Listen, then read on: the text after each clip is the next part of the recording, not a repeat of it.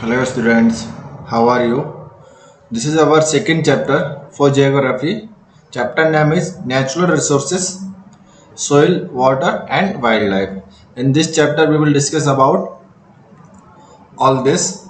What is soil, different types of soil, water resources and wildlife. And this is a part A because this chapter is too big. If we cover in one video, then it will take around 1.5 hours. So we will prepare this video in 3 parts. So let's start. Land resource. We already discussed what a resource in first chapter. Now we discuss resource. First, land resource. Our Earth is a unique planet. The surface of the earth is made up of the land portion and water portion. ठीक है, हमारा जो पृथ्वी है एक बहुत ही unique plant है क्योंकि यहाँ पे जीवन पॉसिबल है. ठीक है, एंड इसका जो सरफेस है वो लैंड एंड वाटर मतलब जमीन और पानी से बना हुआ है ना. The land portion covers about 29% of the total surface of the earth. ठीक है, जो लैंड पोर्शन है ना अर्थ का वो 29% है, बाकी रिमेनिंग 17% क्या है, वाटर है. The total land portion has different features. Okay, only a fraction of the total land is inhabitable by humans. The rest is made up of vast desert, dense forest and rugged mountains.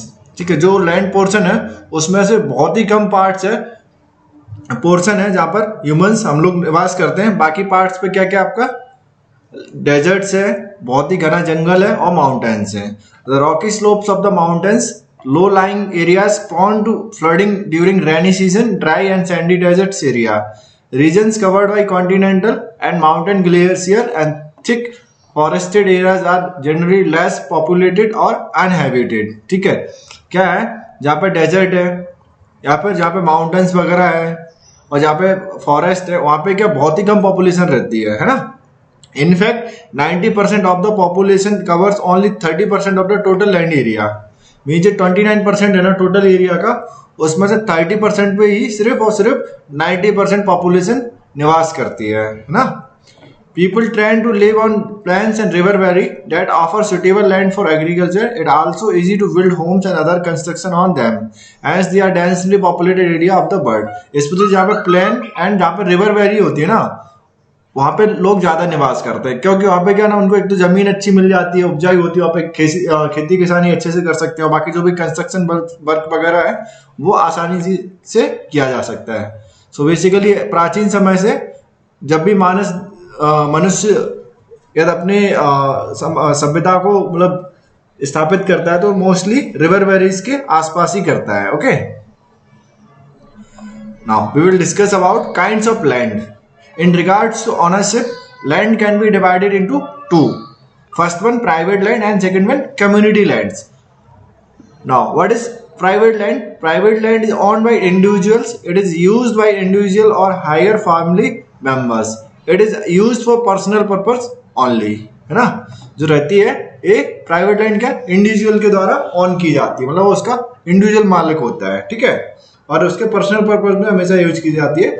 All countries in the world have their own private and community land. People use them for the different purpose.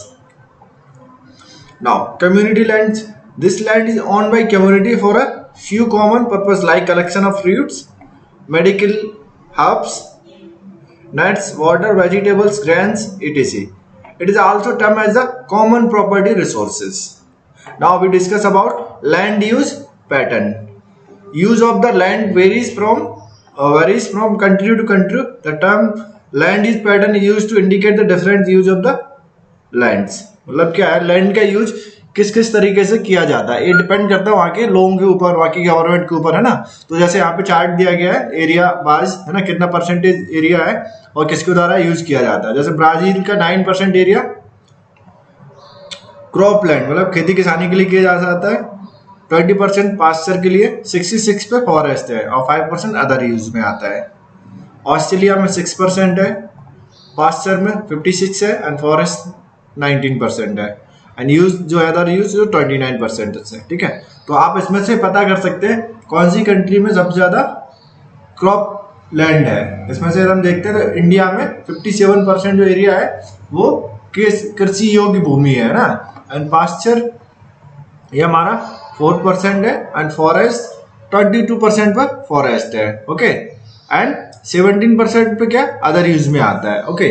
तो हम इससे अब ये भी निकाल सकते हैं दुनिया में कौन सा देश है जहाँ पे सबसे कम खेती होती है और मतलब खेती योग्य जमीन है उस देश के पास। तो इसमें से हम पता कर सकते हैं कनाडा, जहाँ पे सिर्फ और सिर्फ 5% ही जमीन उसकी कृषि योग्य है, okay.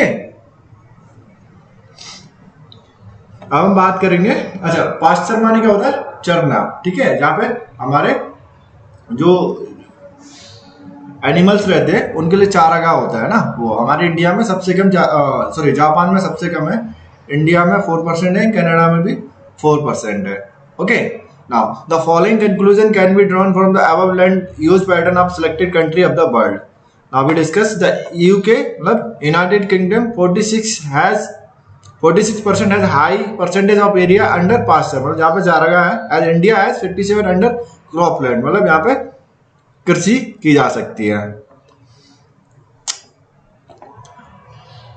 Japan through a small country as a 3 times more land under forest, मतलब देखो एक जापान बहुत ही छोटी कंट्री बट वहां पे जो फॉरेस्ट है ना 66% है वहां की लैंड के ऊपर, ठीक है। इंडिया में कितना 22% है। The USA one of the world leading grand exporter has only 21% of land under crops as compare to India, मतलब इंडिया में जो कृषि योग्य जमीन है ना वो 57% है और अमेरिका के पास 21% है, मतलब इतनी कम जमीन होने के बाद भी America one of the top most exporter है, मतलब जो भी अनाज वगैरह होते हैं अमेरिका उनको एक्सपोर्ट करता है, ठीक है, 21% लैंड के साथ, मतलब क्योंकि वहां पे टेक्नोलॉजी वगैरह बहुत अच्छे से यूज की जाती है।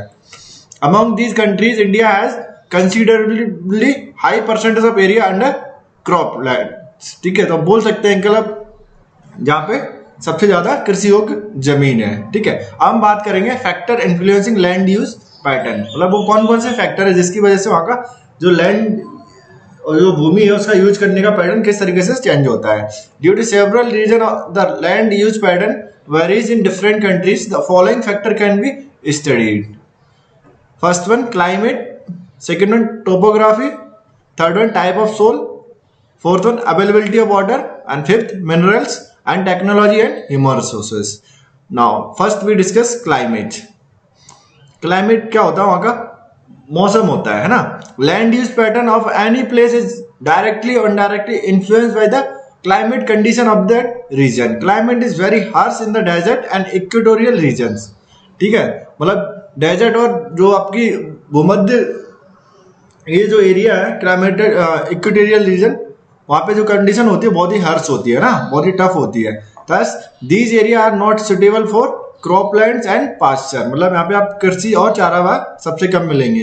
टिनी shrubs and thick forest are found in these areas while the areas having mild climatic conditions support pasture and agriculture activities of the different types.